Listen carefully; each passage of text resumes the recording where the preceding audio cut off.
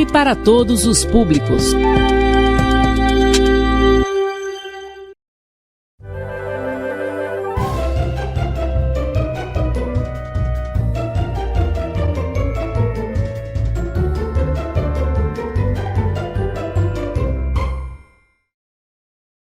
Olá pessoal, tudo bem? Vocês espero que todos estejam bem. Então, sou o professor Natanael, professor da disciplina de matemática, e como vocês podem ver ali, eu coloquei, as séries que eu ministro, que é para o 8º e 9º ano, e a apresentação de cada série você vai ver comigo no slide lá na telinha. Tudo bem? Então acompanhe a aula comigo e vamos lá. Foco nos estudos, pessoal.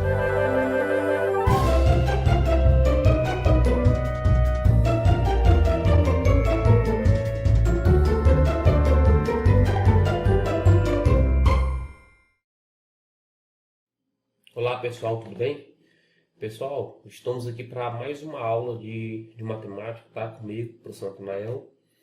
E inicialmente eu peço perdão aí pela minha voz, que eu estou um pouco gripado, Mas vamos lá. Então, aula para o 8º ano, tá? O conteúdo da aula de hoje o conteúdo aqui é Estudo dos Quadriláteros, parte 2, tá bom? Na aula passada a gente estudou os quadriláteros de um modo geral, definição e alguns tipos de quadrilátero, dentre eles os paralelogramos, estudamos algumas propriedades. E hoje vamos estudar, pessoal, propriedades específicas de alguns paralelogramos. Como, por exemplo, aqui no nosso primeiro caso, estudaremos algumas propriedades do retângulo, tá? Então, vamos lá. As diagonais de um retângulo são congruentes. A primeira propriedade aqui sobre o retângulo é que as suas diagonais são congruentes. A palavra congruente nos dá a ideia de igualdade, tá bom? Então, toda vez que a gente fala sobre segmentos congruentes, diagonais congruentes, áreas congruentes, essa palavra nos dá a ideia de igualdade. E essas diagonais se intersectam no ponto médio. Tranquilo? Então vamos lá. Primeiramente, vamos traçar aqui as diagonais do quadrado. Então vou pegar aqui, vou colocar nesse ponto. Vou pegar esse outro aqui, vou colocar nesse ponto. E vou traçar aqui essa diagonal. Tá? E vou fazer a mesma coisa aqui. Vou pegar aqui. Vou jogar essa para baixo. E a primeira propriedade aí, pessoal, que fala sobre... Eu vou chamar esse pontozinho bem aqui, pessoal, de A. Vou chamar esse ponto aqui de B. Vou chamar esse ponto aqui de C. E vou chamar ainda esse ponto aqui de D. Esses pontos A, B, C e D que eu coloquei são justamente os vértices do retângulo, tá? E a diagonal AC e a diagonal BD, de acordo com a propriedade aqui, dizem que essas diagonais AB... Opa, AB não. AB é um lado, AC e BD, pessoal, elas são congruentes. Congruente significa dizer que elas são iguais, ou seja, elas têm o mesmo tamanho ou a mesma medida. Isso é uma propriedade importante de quem do retângulo. E essa propriedade que elas se interceptam no ponto médio, a gente já viu na aula passada, Isso, na verdade, é uma propriedade não só do retângulo, mas como de todos os paralelogramos. Pessoal, é importante a gente saber que tudo aquilo que vale, para o retângulo em termos de propriedade, também vale para o quadrado. Essa mesma propriedade de que as diagonais são iguais, vai valer para o quadrado, tá bom? É importante, lembrar que todos os ângulos aqui de um retângulo, todos os ângulos de um retângulo, os ângulos internos, eles são iguais a 90 graus, tá bom? E uma outra característica do retângulo que o diferencia do quadrado, porque o quadrado, deixa eu ver se eu consigo desenhar aqui Pronto. Consegui desenhar aqui. Esse aqui é um quadrado, esse aqui é um retângulo. No quadrado e no retângulo, a gente tem os 4 ângulos de 90 graus, pessoal. Tanto no quadrado quanto no retângulo, temos os 4 ângulos de 90 graus. E vale lembrar também que as diagonais do quadrado a mesma propriedade das diagonais serem congruentes no retângulo também vale para o quadrado, tá bom? As diagonais do quadrado também são iguais, ou seja, essa diagonal é igual a essa diagonal, tudo bem? Uma coisa que diferencia, né, o retângulo do quadrado é que essa dimensão aqui, que a gente chama de comprimento, ela é diferente dessa dimensão aqui, que a gente chama de largura ou altura, tá bom? Então, essa dimensão aqui é diferente dessa dimensão aqui no caso do retângulo. Já no quadrado, não, no quadrado, ele tem todos os lados iguais, né? Chamo de L. Todos os lados do quadrado chamo de L. Isso significa dizer o seguinte, pessoal, que se esse lado aqui for 5, então isso aqui é 5, isso aqui é 5, isso aqui é 5. Tranquilo? Então, essas são propriedades que valem para o retângulo e que valem também para o quadrado. Eu posso dizer, pessoal, ó, que todo quadrado é um retângulo, tá? Ou seja, tudo que vale para o retângulo aqui, em termos de propriedade, vale lá para o quadrado também. Agora, nem tudo que vale para o quadrado vale para o retângulo. Isso por quê? Porque todo quadrado é um retângulo, mas nem todo retângulo é um quadrado.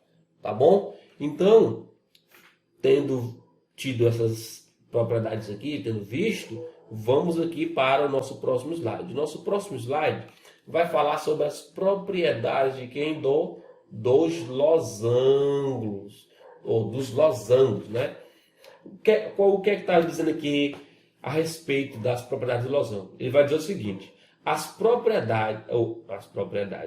diagonais de um losango são perpendiculares entre si, tá bom? Entre elas. E o que significa dizer que essas diagonais são perpendiculares? Isso significa dizer, pessoal, que entre elas vão formar um ângulo de 90 graus. E mais, e estas diagonais estão contidas nas bissetrizes dos ângulos internos do losango. O que é que eu vou fazer aqui? Primeiro eu vou traçar as diagonais, né, do losango, pessoal. E depois a gente vai verificar aquilo que está escrito. Então eu vou traçar essa diagonal aqui.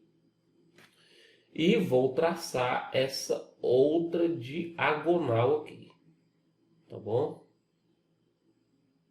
Eu vou só mudar de cor para destacar bem as duas diagonais, tá bom? Eu vou deixar aqui de verde. Aí, o que é que eu vou fazer, pessoal? Eu vou chamar esse ponto aqui de A. Vou chamar esse ponto aqui de B. Vou chamar esse ponto aqui de C, pessoal. E vou chamar esse pontozinho aqui de D. Então, eu vou tirar isso aqui. Eu tenho as duas diagonais. Eu tenho a diagonal AB e tenho a diagonal CD. Essa diagonal AB, pessoal, ela é chamada de diagonal maior, tá bom? Ela é a maior, diagonal maior. E essa diagonal CD aqui, ela é chamada de diagonal menor. Agora, o que é que as propriedades estão falando a respeito dessas duas diagonais? Da diagonal maior, né, que dá para ver, e a diagonal menor. Ela está dizendo que elas vão ser perpendiculares entre si. O que é que significa dizer que essas diagonais são perpendiculares entre si? Significa dizer que entre elas existe ângulos de 90 graus, ou seja, todos os ângulos entre elas são ângulos de 90 graus. A gente sabe, né, que o símbolozinho para o ângulo de 90 graus é esse cara aqui, né? Esse cara aqui é o símbolo para o ângulo de 90 graus. Tranquilo, pessoal? Então, essa é a primeira propriedade a respeito do losango. A outra propriedade é que diz que elas estão contidas, né, nas bissetrizes. O que são bissetrizes? Bissetriz é o segmento que divide o ângulo em duas partes iguais. Então significa dizer que essa diagonal maior e essa diagonal menor, elas são as bissetrizes dos ângulos, né? Por exemplo, se esse ângulo todo aqui, né, que eu vou pintar de verde aqui, ó, esse ângulo todinho aqui, se ele vale, por exemplo, se ele todo vale 60, então significa dizer que essa parte aqui vale 30 e essa outra parte aqui vale 30. Por quê? Porque essa diagonal ela é bissetriz, ou seja, ela está dividindo esse ângulo em duas partes iguais. E a gente sabe, né, das propriedades do paralelogramo que se esse ângulo todo aqui é 60, então significa dizer que esse ângulo todo aqui também é 60. E como essa diagonal aqui é a mesma diagonal, então ela é bissetriz. Então aqui vale 30 e aqui vale quanto? Vale 30. Aí, se esse ângulo todo aqui, pessoal, vale 120, então significa dizer que é 60 para cá e aqui é 60 o quê? Para cá. Por quê? Porque essa diagonal em vermelho, ela é bissetriz desses ângulos, tá bom? Então, se daquele outro ângulo, né, esse ângulo todo é 120, aqui também é 120. Por quê? Porque são ângulos opostos. Em qualquer paralelogramo, os ângulos opostos são iguais. Então significa dizer que aqui também é 60 e aqui também é o quê? 60. Por quê? Porque essa bissetriz em vermelho, ela é bissetriz. Então o que a gente aprendeu aí? Que as diagonais, elas são perpendiculares entre si, ou seja, formam ângulos de 90 graus, e que as diagonais estão contidas nas bissetrizes dos ângulos internos. Ou seja, as diagonais são as próprias bissetrizes. E vale destacar uma coisa aqui relacionada ao losango, pessoal, que eu falei na aula passada também, é que os lados do losango são iguais, tá bom? Todos os lados do losango são o quê? Iguais, tá? Ah, professor, então quer dizer que o losango também pode ser chamado de quadrado? Não. O quadrado, além de ter todos os lados iguais, ele tem também todos os ângulos iguais. E já no losango, não. Esse ângulo aqui, ó, que é 60, ele é diferente desse aqui que é 120. Tranquilo? Então, tendo visto aí as propriedades do losango, né, e mais algumas coisas, vamos aí para o nosso próximo slide. O nosso próximo slide, pessoal, consiste em a gente conhecer um outro quadrilátero, que é o trapézio. Esse é um quadrilátero bastante interessante, né, e que é bastante importante aí para o seu desenvolvimento, né, na matemática ao longo da sua vida estudantil. Então vamos aqui. O que é um trapézio? O trapézio é todo quadrilátero, ou seja, primeiramente o trapézio é um quadrilátero que tem apenas dois lados paralelos. Quando eu falo dois lados é porque é um par de lados paralelos. E esse um par de lados paralelos, eles são chamados de base menor e são chamados de outro de quem? De base menor e base maior. Tranquilo? Aqui eu tenho três tipos diferentes de trapézio. Tem o trapézio retângulo, tenho aqui o trapézio isósceles e eu tenho aqui, pessoal, o trapézio escaleno. Primeiramente, vamos identificar esse um par de lados paralelos. Primeira coisa, lados paralelos, pessoal, são lados que não se cruzam, que não se tocam. Então é fácil perceber que esse lado aqui é paralelo com esse lado aqui. Como esse aqui é menor, eu vou chamar de base menor. E esse aqui, como ele é maior, eu chamo ele de base maior. BMzão e DMzinho, base menor e base maior. E aqui, se a gente observar, essa aqui é a base maior, essa daqui é a base menor. Se a gente observar, essa aqui é a base menor, essa aqui é a base maior. Tranquilo? Agora, eu quero diferenciar um trapézio retângulo de um trapézio isósceles e de um trapézio que escaleno. Pessoal, quando é que um trapézio vai ser retângulo? Um trapézio vai ser retângulo quando ele tiver dois ângulos de 90 graus. Quando ele tiver dois ângulos de 90 graus, então ele é um trapézio retângulo. E, professor, quando é que vai ser um trapézio isósceles? Primeiramente, o trapézio tem um par de lados paralelos, não é isso? Esse e esse. Esses outros dois lados são chamados de lados não paralelos. Né? É o mesmo caso desse aqui, ó. São lados não paralelos. Ok?